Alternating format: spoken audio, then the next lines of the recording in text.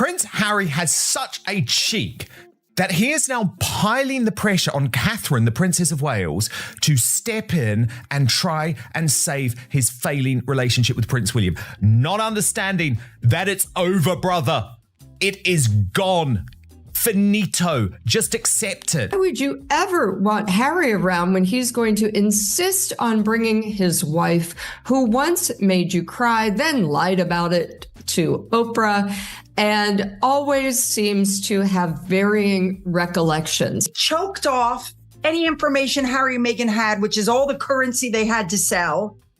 They have no more royal news to sell, and they're slowly going down the tubes. They've lost everything. Expert Dan Wakeford says Harry wants a reconciliation. He regrets the things he said in the book, the documentary, and doing that again is off the table. Yeah, right. What's heartbreaking is he kind of has hoped that William would stumble a little and reach out and need him. I don't know if I believe this. He's got no avenue to communicate with him. However, the expert claimed it cannot happen as Harry reportedly no longer even has William's phone number. Same thing he did with King Charles a couple months ago when he let it be known through a source, wink, friend, wink, that he would be happy to accept an invitation to Sandringham. But of course, he would only go if his wife and kids were there, and that. Oh yeah, and if there's full security paid for by people like me. And if he knew who else was going to be there. So it's the same kind of BS that's happening right now. She was the last one standing. William had reached his limit months ago. Charles had been creating more distance. Every other senior member of the royal family had made their position clear through the language royal families use most fluently: absent silence and closed doors. But Catherine, because she is a mother, and because she genuinely believed two brothers should never completely lose each other, kept one door fractionally open for Harry. Not wide open. Not a warm invitation. Just a door that had not been locked yet. The very last door in the building. And then Harry spoke publicly about his father's cancer diagnosis, while Catherine was still recovering from her own. The door closed. Quietly. Without a statement. Without a press release. Without a palace spokesperson explaining the decision. Just a woman who had extended more patience than anyone had a right to expect, finally reaching the end of what she was willing to carry. According to sources connected to both sides, her exact words were simple and final. "This is on you, Harry." And now Harry is reportedly going through back channels pressuring Catherine to intervene with William, using media sources and friendly journalists to float the idea that she is the only one who can reach him, that she is the key to everything. The message Catherine has sent back is the subject of this video.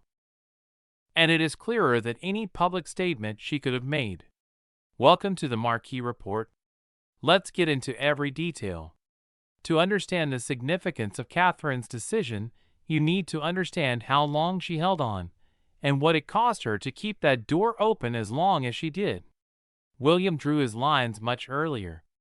His position on Harry has been described by sources as firm, unwavering, and final.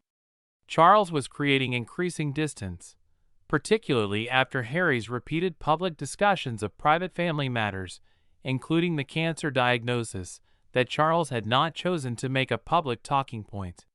Catherine's position was different. As a mother herself, she believed on a fundamental level that brothers should not permanently lose each other, that the relationship between Harry and William, built across a childhood that included losing their mother at a young age, surviving together through one of the most public grieving processes any children have ever had to endure, deserved every possible effort at preservation. So she kept the door open, long past the point where most people would have closed it. Dan Wakeford, who has spoken to sources connected to both sides, described it plainly. The picture that emerges is of a family in which the most emotionally generous member finally ran out of patience, and the most instinctively decisive member had already drawn his lines. The most emotionally generous member. That was Catherine. And she ran out of patience.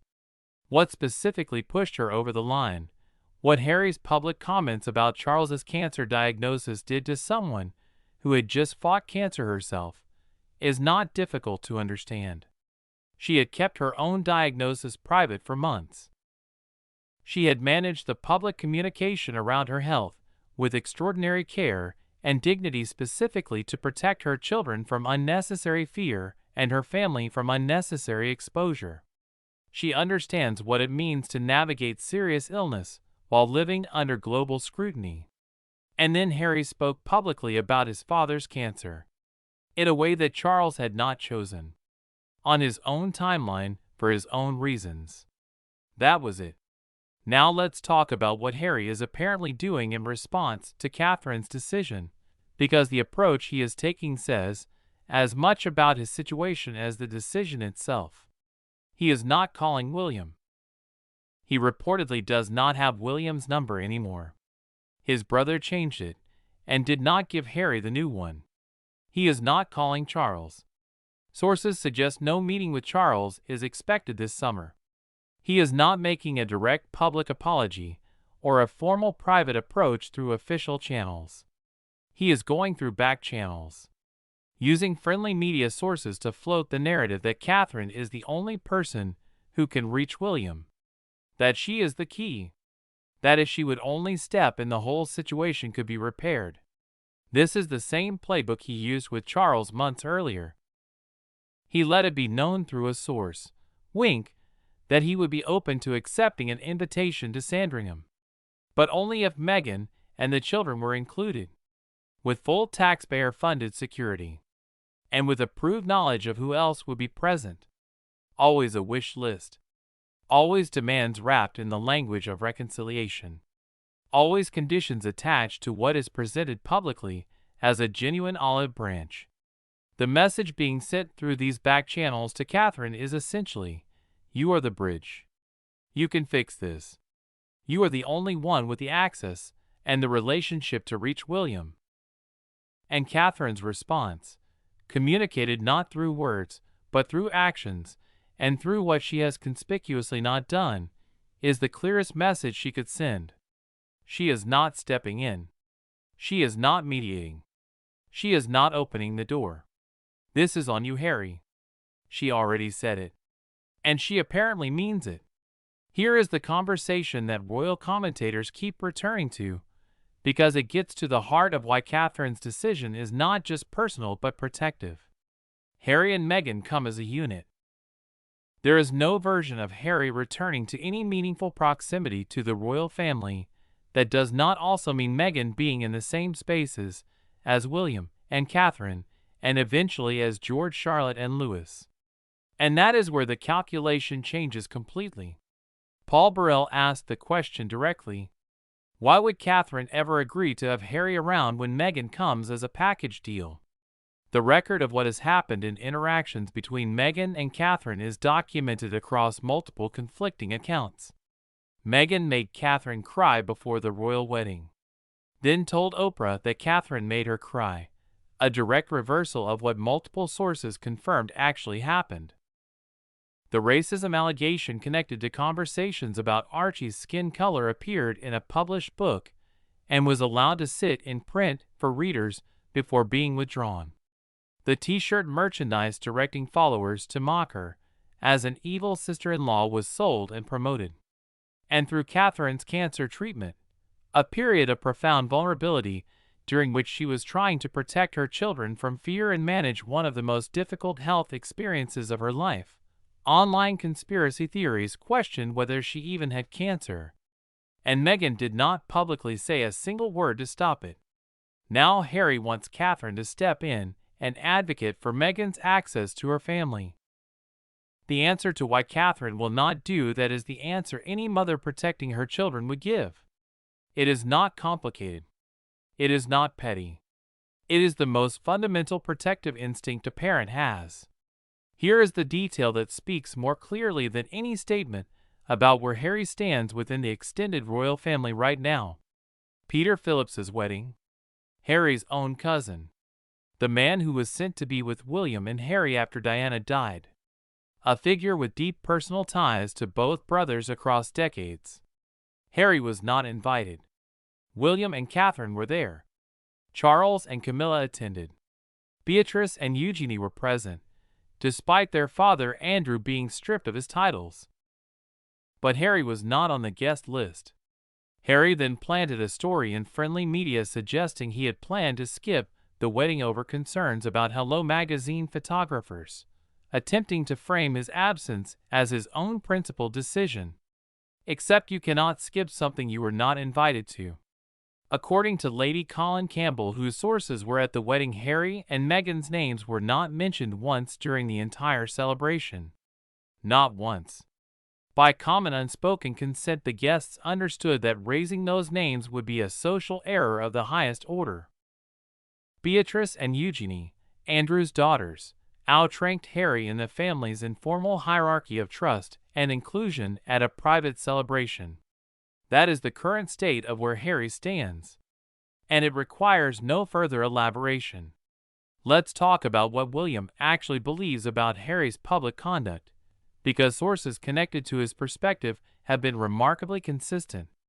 William was upset by Spare. But royal commentators are clear about what hurt him most. It was not the physical altercation allegation.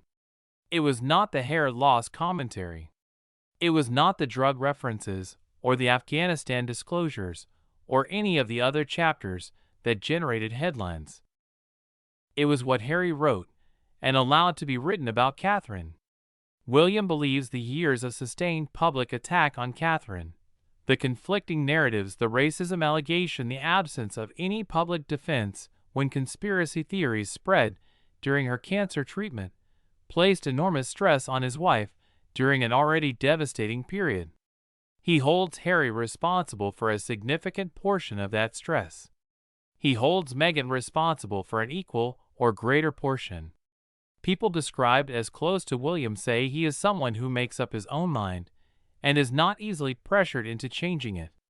His position has been firm throughout. He has no interest in reopening communication under current circumstances, regardless of what indirect pressure is applied through media sources or back channels. He reportedly believes that continuing to leave a door open risks repeating the same mistakes that were made during previous attempts at reconciliation. Each attempt produced more material, more revelations, more books or documentaries or interviews that turned private family moments into public content.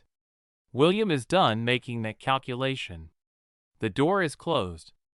And unlike Catherine, who closed it reluctantly, and recently William locked his side of it considerably earlier. Here is where royal commentators keep arriving when they try to explain the urgency and desperation of Harry's current back-channel push. $6 million per year to maintain the Montecito operation.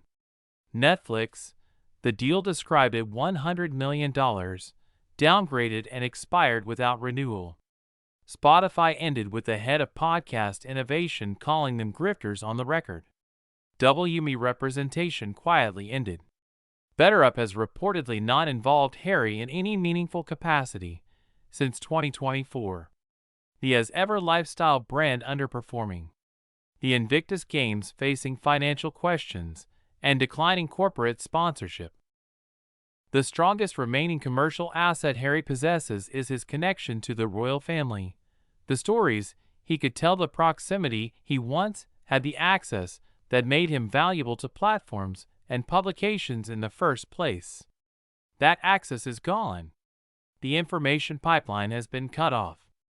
There is nothing new to sell because the family that once provided the content has closed every channel of communication.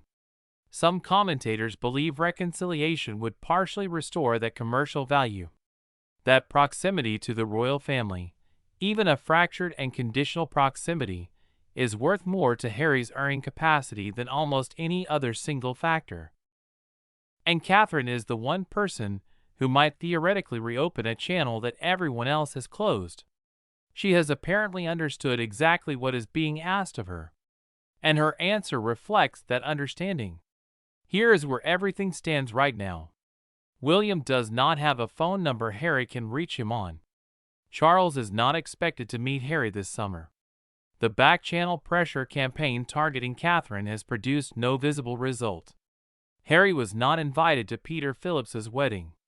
The financial situation in Montecito is deteriorating, and the one person many believed was still keeping the door fractionally open has apparently made her final decision. Catherine's message to Harry and Meghan does not require a statement. It does not need a palace spokesperson or a carefully worded royal communique. It communicates itself through what she has chosen not to do. She has chosen not to intervene, not to mediate, not to advocate, not to open a door she has spent years holding ajar against the weight of everything that has been done to her and to her family. "This is on you, Harry." She said it. She meant it.